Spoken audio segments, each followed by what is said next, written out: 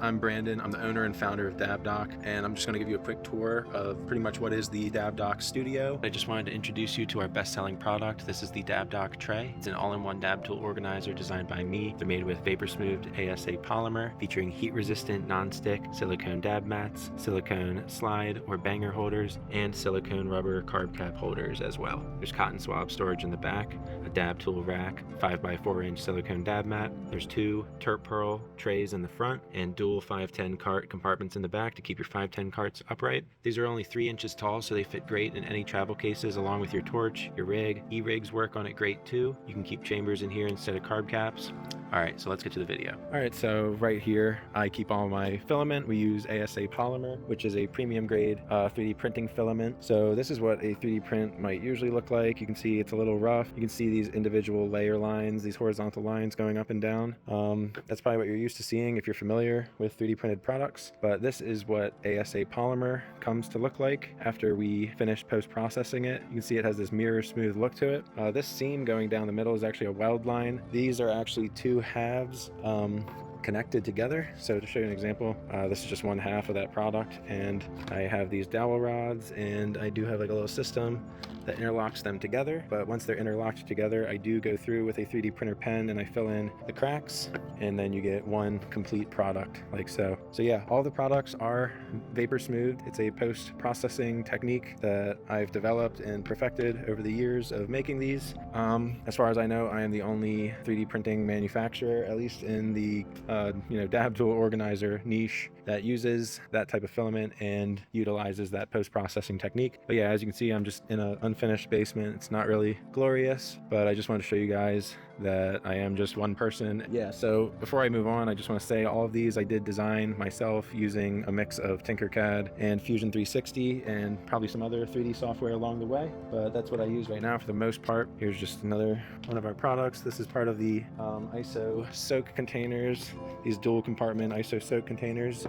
These are also vapor smooth like the rest of the products. These are the ISO soak jars as well, also made with ASA polymer. By the way, a great thing about ASA polymer is it does not warp or melt in the sun. It's not able to just be ripped apart and cracked with your bare hands. Everything is pretty much like one solid piece. This isn't your average 3D print that looks like a prototype, you know? Yeah, back in the day, I used to get a lot of reviews from people saying that they're a great product, but they seemed like a prototype, and that was back when we were still using PLA, and people would get orders in the mail and they'd be broken because PLA is very fragile, it easily breaks, and a lot of my competitors are probably printing their products at a very low infill, meaning that they're like hollow on the inside. I don't do that. Anyway, moving on. So this is the silicone pouring station, although it is also the silicone cutting station.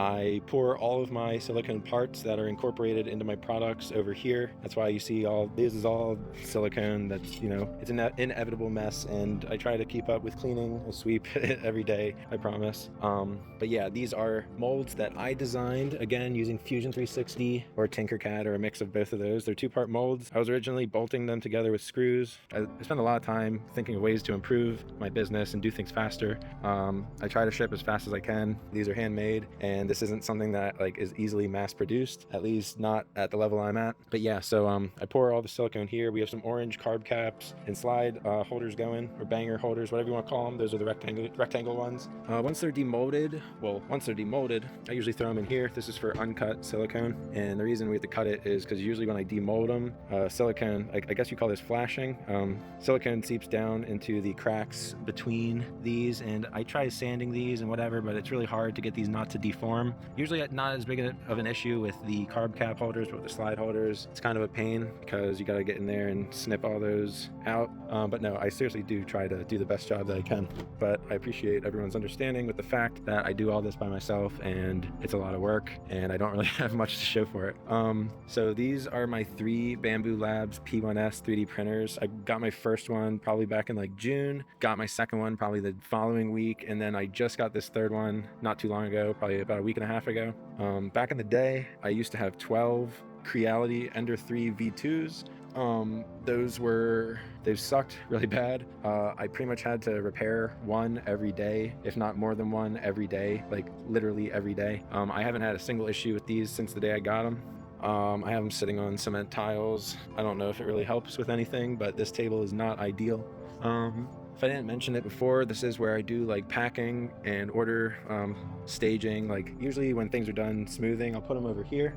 This is just another order packing table. Those are jars for the ISO soap jars. Got my printer there, tape, some Dabdocks. That one was a mess up. We got some molds and stuff that I plan on using soon. I do want to get I want to double or triple the amount of molds that I have so I can do way bigger batches at once. I'm trying to figure out what are the top 3 most popular colors, because once I figure that out, I'll probably produce these in bulk. Right now, I kind of just pour them to order, or if I get an order and someone orders green, I'll pour 3 full rounds of green, so I'm covered for the next 10 orders or whatever. Up here, these are beaks for the Dabdocks. These are eyes. Those all get attached using acetone. Here's another quick example of the difference between the smoothed and unsmoothed parts or products. Sorry if probably a little noisy right here. But yeah, that's an example of smooth versus unsmoothed. The video might not do it justice, but you can see pretty obviously this is exactly why I prefer to acetone smooth everything, because that would either need to be sanded or reprinted, but thanks to the smoothing, all of that pretty much disappears. This one's a little over smoothed, but it still looks good. But yeah, here is a unsmoothed Dabdock tray, and that is a smooth Dabdock tray. So you can see the difference between those like night and day. Here's some unfinished Dabdocks. A finished Dabdock still needs to be smoothed. These are my acetone smoothing chambers. Right now we do have some products in there getting smoothed. There's a thin layer of acetone at the bottom there, and it's being heated up by these little blue mats underneath. This one I just recently built, my second acetone chamber. It's a little harder to see inside. Both of them have these computer fans mounted at the top that help circulate the vapors and evenly smooth the products, and they're both connected to one of these power adapters, so I can use the computer fan outside of a computer pretty much. And so yeah, I do all of my silicone over here. Got my scale, cups, whatever, popsicle sticks for mixing, mica powders to get the colors going. I just finished these, so I gotta throw those out. Got a fresh kit of silicone right here. These are trays. This needs to be demolded, so I'll take care of that soon. Other than that, let me know if you guys have any questions, and I'll do my best to answer them. I just wanted to make this video so everyone could, I guess, have a better idea of what's going on with Dabdock. Hopefully we'll be able to get a dedicated space for doing this, but right now I'm just doing it out of the basement. If you're interested in learning more about these, my website is dabdock.com.